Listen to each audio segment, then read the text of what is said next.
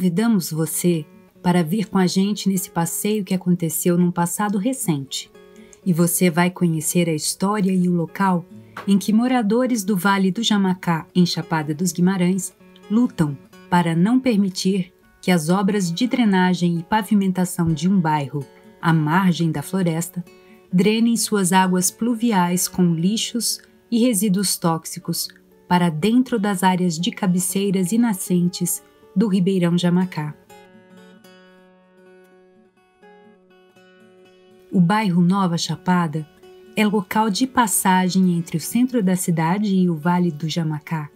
Nesse passeio, voltando para casa em um dia de sol no final de setembro, até então, nossas preocupações eram os focos de incêndio para apagar e proteger a floresta.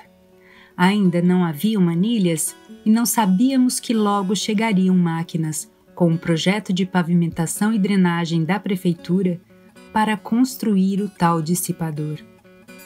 As chuvas já haviam chegado quando nos surpreendemos com manilhas colocadas nas laterais da rua Mirantinho, cujo final se dá na floresta do Vale do Jamacá. A uma distância média de 300 metros de nascentes que formam o Ribeirão, e logo soubemos que pretendiam construir uma obra com as mesmas características da que tornou o córrego Olho d'Água ali ao lado um esgoto a céu aberto.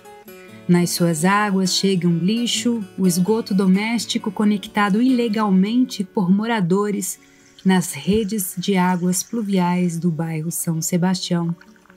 No projeto em curso está decretada a morte do Ribeirão Jamacá, da mesma causa da qual padece o córrego Olho d'Água, uma obra de pavimentação e drenagem com um dissipador que não protege a existência do rio e sua microbacia.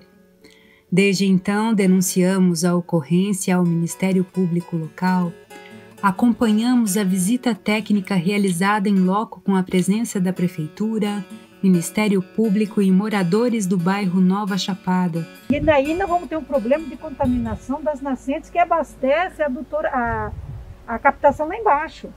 Porque isso daqui tudo, vai lá para a captação.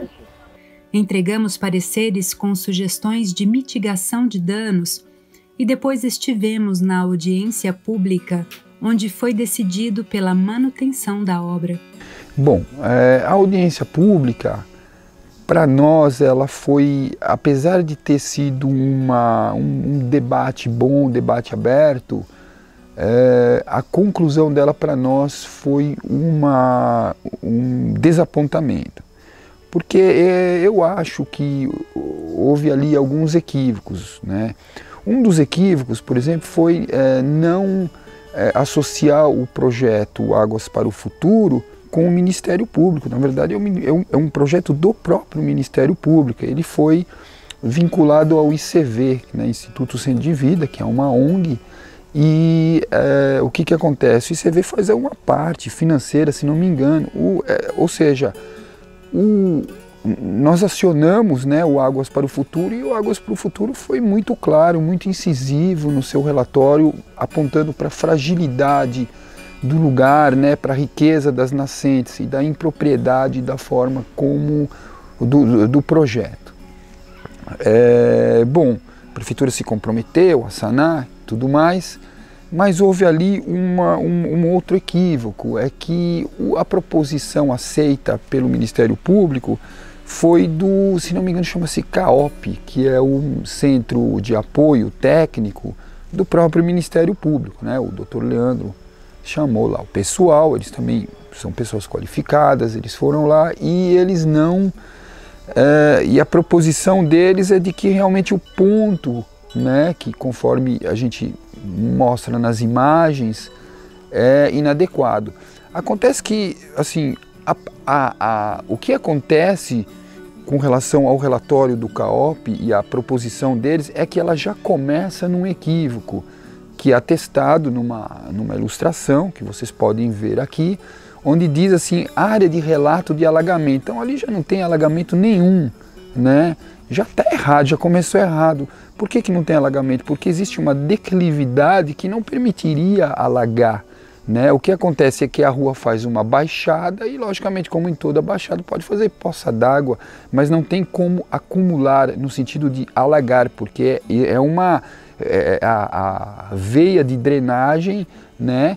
Ela é claríssima no terreno, não tem como a água parar lá. Então, quer dizer, já começou de um pressuposto errado.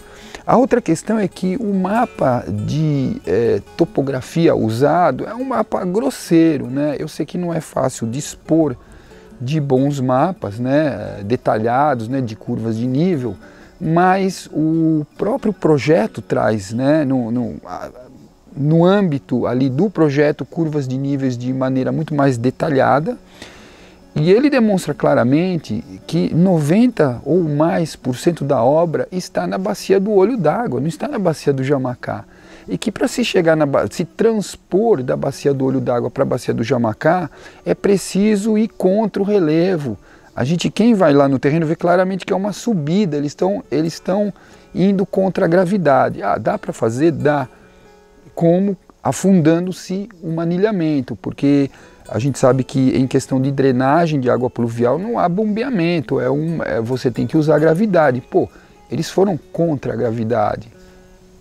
Reivindicamos que as águas sejam direcionadas para bacias de contenção na reserva Olhos d'Água, onde elas já existem, ainda que feitas por moradores e de maneira rudimentar, elas têm sido capazes de evitar o soterramento de nascentes do Olho d'Água que servem à irrigação da horta comunitária Santa Edviges. Como esta área de reserva já está amplamente degradada, tal solução evitaria a degradação de um outro curso de água e seria alvissareiro em promover um esforço de recuperação do córrego Olho d'Água. As bacias de contenção sugeridas seriam como estas construídas às margens da rodovia MT-251, na chegada de Chapada, que é um exemplo bem-sucedido de preservação das nascentes da Quineira, onde as águas da chuva chegam e vão sendo filtradas naturalmente pela terra antes de chegarem às nascentes. À revelia dos argumentos que apresentamos na ocasião, o inquérito civil foi arquivado. Como não houve consenso, recorremos a um recurso administrativo, levando a decisão sobre o destino das águas do Ribeirão Jamacá ao Conselho Superior do Ministério Público de Mato Grosso.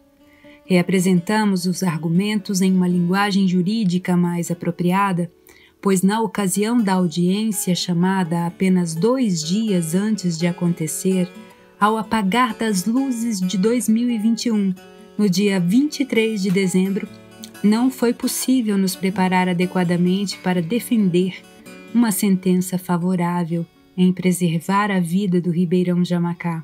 Essa nascente não é minha. Eu sou a Mariana Lacerda, sou advogada e, juntamente com o Noam, faremos a defesa do recurso interposto contra o arquivamento do inquérito civil em questão e que trata das obras de asfaltamento e drenagem do bairro Nova Chapada, os danos ambientais que foram identificados e os desdobramentos processuais que culminaram no arquivamento.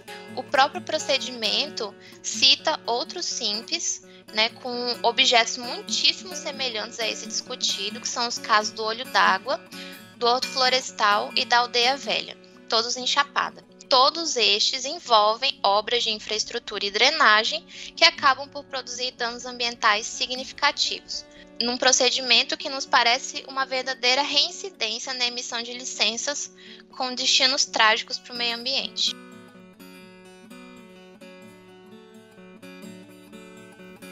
Além de levar a decisão para instâncias superiores do Ministério Público decidirem, cá estamos nós a apresentar e reiterar estes argumentos para que toda a população com interesse em preservar o patrimônio ambiental de Chapada, com seu grande potencial turístico e de geração de renda, conheçam a história que estamos vivenciando e possam contribuir de alguma maneira para conscientizar as pessoas sobre a relevância de impedir que obras de estruturação destruam um manancial após o outro.